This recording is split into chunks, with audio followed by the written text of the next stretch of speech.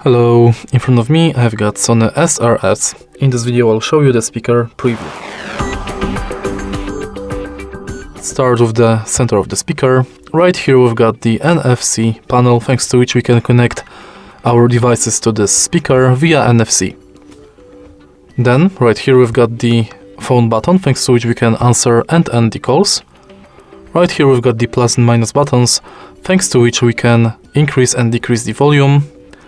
Here we've got the power button and charge indicator.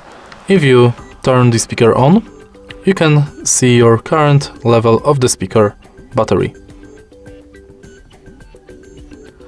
Here we've got the add button, thanks to which we can add other speakers to this one to create a stereo function.